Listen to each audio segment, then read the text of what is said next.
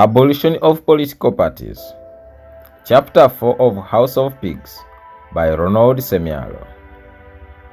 The People's Parliament on the 9th day of May had a referendum that introduced a multi-party system.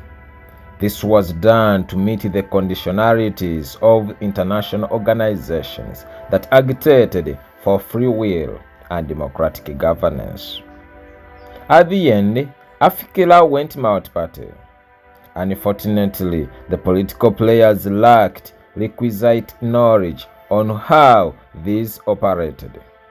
Most of them believed in building structures, while others followed individual politicians. Those who succeeded in structure building stayed quite longer than their counterparts. Ages waved. The generations passed. There was advancement in technology. Modernity with reduction in civilization. Politics of character assassination dominated the media. The studied but less learned politicians took leadership. And these positions did help them to faithfully serve their nation. Did they know what they were doing? The rest would be okay if there was no hatred, killings, abductions, abuse of those who disagreed with one's ideas.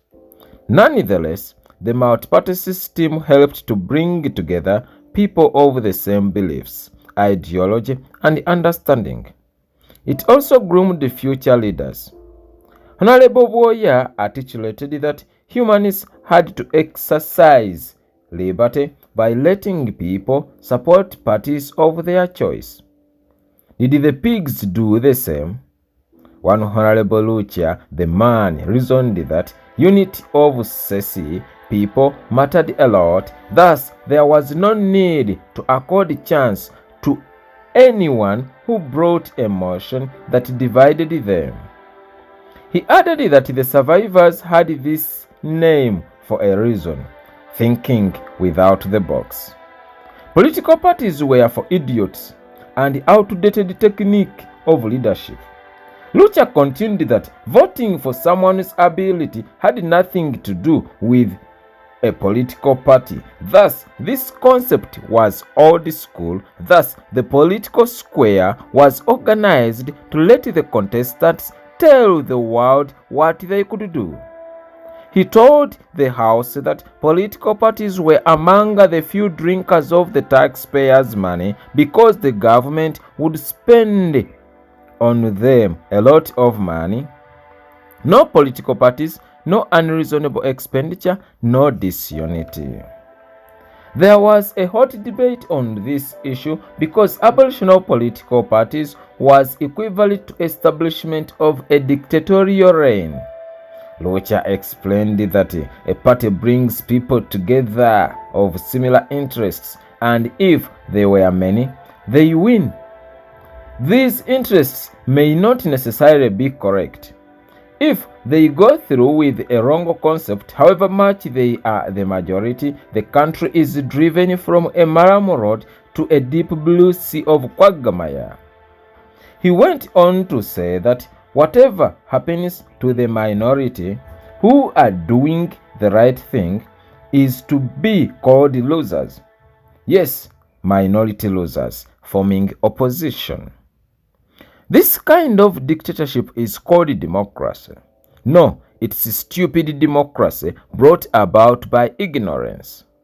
The best way of ironing out such issues is to educate the masses. Let the electorates be taught what is necessary, what politics and leadership is all about. That is when they shall make informed decisions. The political rallies are so good when there are no colors.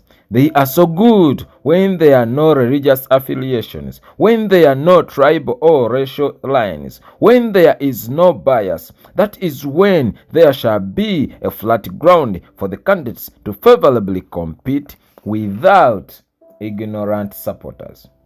Seriously, why would a sensible man vote for a person or vote for the person the party has fronted without asking what that person can do. Why would one vote for a candidate presented by the thoughts of others? Oh no, it's not reasoning, it's manipulation, imperialism of the mind. No way, no more. To Lucha, political parties were simply a blind fault of reality. It took moons. The pigs finally thought of it numerous times. The day finally came. Political parties passed away. A person could contest on individual basis. No private funding. The government would support door-to-door movement of the candidates. No bribing voters. Campaigns were to be done together. A day would be organized for the contestants to tell the electorates what they wanted, what they were going to do, and their full agenda.